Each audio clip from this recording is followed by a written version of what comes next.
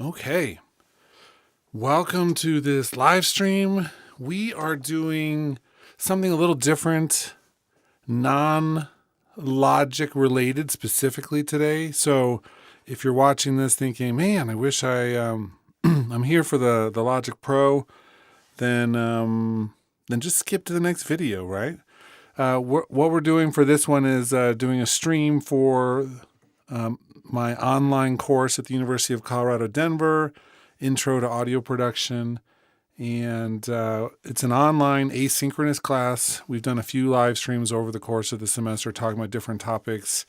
And now the semester is ending. So this is the last week of classes that we have. We go into finals time next week. And then we have a break, winter break until, I don't know, the second or third week of January. So we're just doing a quick wrap up. And I'm also simultaneously, in addition to kind of maybe doing a little bit of a summary, giving my students, and hopefully some of you are my students who are watching now. I see there's a few of you have gathered your final assignment for the semester. But I know that many of my students will be watching this later. You know, if you have class or other stuff going on right now, then you'll be watching this later on and seeing how that goes. Cool. So first and foremost, from my perspective, we tried a couple new things this semester. Something that I think we're going to develop even further in the future, but we used some of the features of our learning management system, Canvas, to break students into 3 different groups that they got to choose. And I think the idea is really solid. I like being able to focus in differently, but it's still really tricky to get it just right, where each student is getting really a more, not fully custom, but a more customized experience. And I think that I liked the discussions that we had in those groups because we were able to have different topics for each of them, and some of the assignments could be different. And so I really like that. But in this final summary that each student will be doing this semester, I want to get more information about how that went from their end as well. Because you just never know exactly how that is going to work out. And I imagine it'll be different from semester to semester, depending on the students that are enrolled. Cool. So let me start by explaining the assignment that students will be doing in the end, which is their own version of this summary. And students can decide to either make a video summarizing their experience in this class, or they can do some sort of written version of that. Not everybody likes to make videos of themselves. I get it. But it's easier in some ways to make a video because you can just put up your phone, video yourself talking, and then post it in Canvas, as opposed to having to write it out and do a lot of the editing and stuff that goes with writing. So I don't know. I think that there's a plus and a minus to either one of those options. But I'm really curious about a few things. And I want to hear from the students about these things specifically. One of them, just overall, how is your experience in the class? It's a recording class, and it's for non-recording majors. Which means the goal of the class is to really help students just be more aware of some of the recording things. And so we don't work in studios. It's online, asynchronous. We cover a bunch of topics. We did talk about, the process of recording. And even students had a chance to do. I'm starting to grade those projects right now where they actually got to do a little bit of a mix and then tell me about it. And so there was some chance for some hands-on a little bit, but it's with 60 students in a class, there's no way to go in the recording studios, unfortunately. So perhaps, in addition to how well this semester went, also tell me if you've considered switching your major to be a recording arts major. I'm curious about that because most of our students aren't interested in switching, but every once in a while we have someone take this class and they're like, man, I really wish I had more of that. And the obvious answer is, well, of course you can do more. You either become a double major or you switch majors. I don't feel like it's a bad thing, and we're not stealing students from ourselves by switching majors. They're all still in the music department, but this class actually has a number of students, since it's open to the university, that aren't even in the music department, and it's nice that we can offer that. But at the same time, I'm curious about those students and if they've ever thought about taking the plunge more into recording. It's one of those majors that you have to be really passionate about. Anything in the music field, not just recording, but anything in the music field you have to be really passionate about, because nothing's handed to you on a platter in the music field as it might be in some of the other majors. I mean, it's like our society's always looking for more accountants, you know what I mean? Or certain fields in sciences and math and in business. There's always certain fields that it's like they can't get enough new students who are capable of doing those jobs. In music, it feels like the industry is sometimes more indifferent to some of the students who want to be in it, and you have to be really passionate and prove yourself to a certain degree, so it's not handed to you. Okay, so the first thing, tell me about the overall part of the course, your overall impression of it. Focus a little bit on if you felt that temptation to switch majors at any point. There's no right or wrong answer to that. I'm not expecting anyone to do that, but I'm curious. I think curiosity is important. I would also then like to hear about your experience with the learning groups. What worked, what didn't work, and if you had any thoughts about if we were to do that again in a future semester, what would you recommend in terms of making it better, right? Obviously, we can always do more, but if you're like, no, it actually was just the right amount, then that's fine too. But if you're like, woo, it's like there's a lot of potential there, but here's one idea that I had to really make it shine, then let me know. Because I do think that there's always room for improvement, but my perspective as a professor is going to be different than your perspective as a student. And so I'd love to hear both of those, my own thoughts and your thoughts.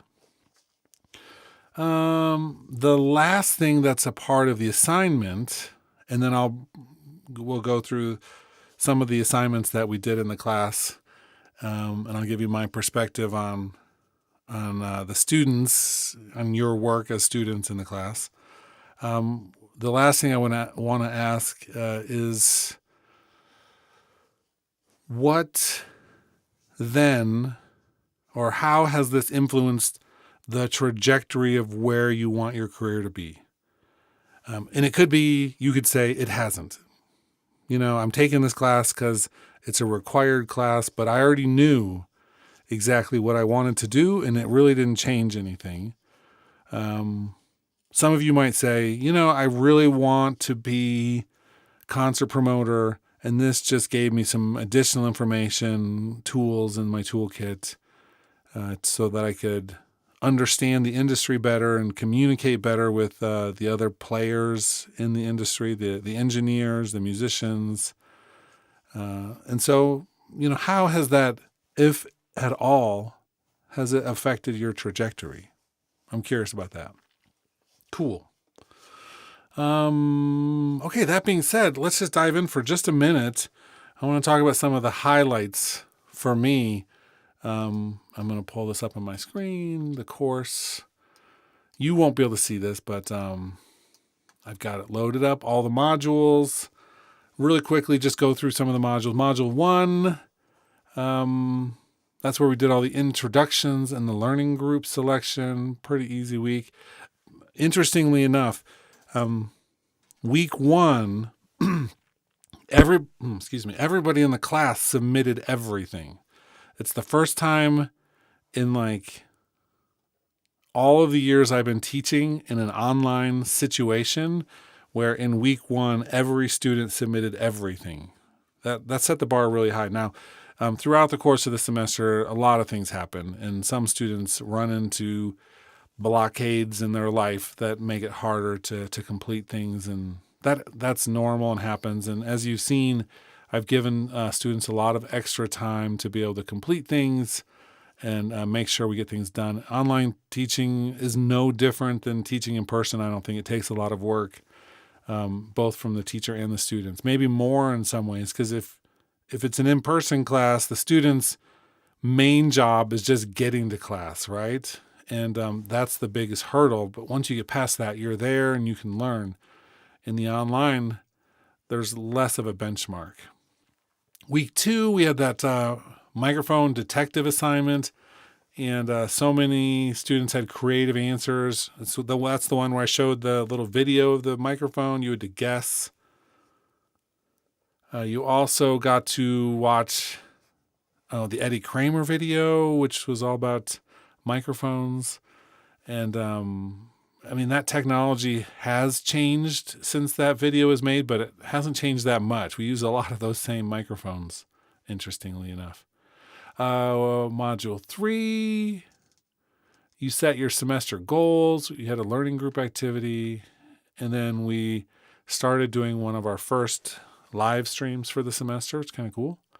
Module 4, the producer, and the producer profile submissions that you made, all about the different producers that had an impact on you.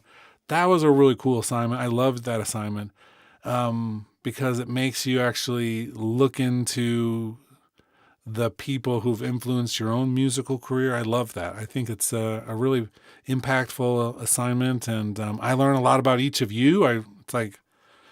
I'm certainly one of those teachers who goes through every single assignment and reads every single word, and it was a lot of fun.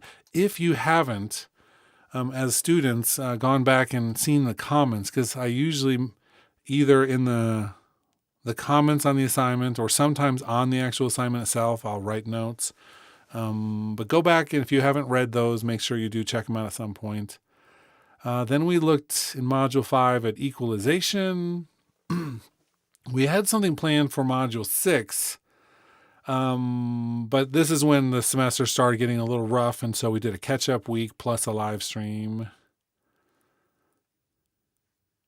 And then Module 7, Project 1 was due, which, most people did really well with.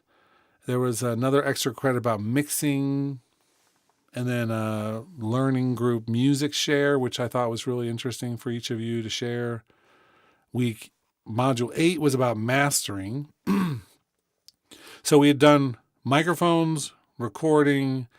One of the live streams was about songwriting. We did mixing and mastering. So by the end of week 8, we've really covered so much of the overview of the process. And that was about halfway through. So modules 9 and 10, we did some mixing, project 2 brainstorming. You got ready for project 2, which was the podcast assignment. This one I think was a little harder. I think not every student understood exactly how to get started with it. I think the instructions are good, but recording yourself talking, maybe some of you for the first time, I think is a huge step. It takes some faith and some trust in yourself and what you're doing. But those who did it, I think it was really interesting. I loved going through those. I need to finish, I think with that one, I think it's all graded. But there were certainly some people who had a harder time finishing that one than Project 1. Module 11, another catch-up week with a Zoom call that we did. And so I think the trick with online classes, especially one that's asynchronous like this, with so many students, is having those contact points with the professor so that you still feel like you're a part of the class and not just doing some like robot assignments online. That's what we're really trying to do this semester with the live streams like this, is make it so that you have those times to interact with the teacher and not just read words or even see a video. I don't do videos in every module, but I have done videos at different points. Because we're doing the live streams, I didn't feel like we needed to do both all the time. But then you read words, you do assignments, and then you see like a grade pop up at some point. It's so impersonal. It's one of my least favorite things about online asynchronous teaching. And that's why we put in this element where you actually can interact if you want a little bit. In fact, if you're a student in the class and you're watching the stream live, you can actually put comments in the chat and you'd get feedback back. I mean, it's like we're actually live in this moment. Module 12, what would we be talking about if we didn't even talk about releasing songs online? We talked about different distribution services, did a pro-con list, streaming comparison, and you had an interview that you did, always trying to get that personal human element into the assignments. Module 13, that's when you had the chance to take those tracks. And those tracks, let's see. I'm loading them up, make sure that I get this right. Oh yeah, okay, so I did use those. Those are the tracks from our study abroad in Prague, the jazz trio.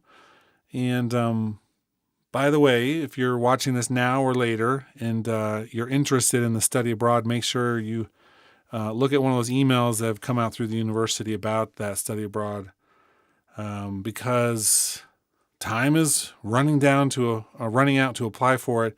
In fact, we have 9 really solid applicants for 10 spots, and so we're looking for that last person, and then we'll start a wait list. If you haven't done it, but you're interested in doing it, time is definitely running out. Every year that program fills up before the end of the year, and the deadline's not even until January. So keep that in mind if you're interested. And then in Module 13, in addition to that, you started planning Project 3. And Project 3 was really interesting for me. I'm going to probably change that just slightly next time I run it to give more criteria. It was the one that I think most students were the least comfortable with. And that's because I just literally opened up a little bit of a window for criteria at the beginning, and then you students made all of the discussion about it. And some of the discussions were half done. Well, that's the part that I should have gone through, maybe done it 1 week earlier so that in the second week I could say, now go back through and actually finalize the exact project you want to do. And then you'd have the third week to be able to work on it. We just did the first week, and then it was due the next week. And I took the ideas that were the most responded to from that discussion and made them into the project criteria. And it was a little bit, there was some vagary to it. But so far, everything I've seen from students, and I've just started grading Project 3, is amazing. Everybody did something incredible. And a lot of people asked questions to me, and I responded with, you know what? It's like there's some ambiguity here, but just run with it. Like, take that as an opportunity to make this something that you think is interesting. And that's the whole goal with all of this, is to keep the topic interesting and relevant so that each of you can go through and have fun with it. I mean, that's the main goal, is always to have fun with this stuff and not make it so much of like a weekly task that you're not looking forward to. School is going to feel like that no matter what at some point, until you're just taking classes that you're the most passionate about. But even fields like ours, it has parts that we're going to be less passionate about, and we have to like put in some work even when we don't feel it. So that's the tricky part. So this week then, so that was module 14, project 3 was due. This week, you're watching this video and then going to submit the response. So the response, the format for it, and hopefully you got to the end because this does make a difference. If you're doing a video, the best way to do it is to, after you're done with the video, it can be really informal. It can be your phone or your laptop, webcam. It doesn't have to be all fancy or high tech. But you make the video, and then I recommend posting it as an unlisted video on YouTube, and then just submitting the link in the assignment.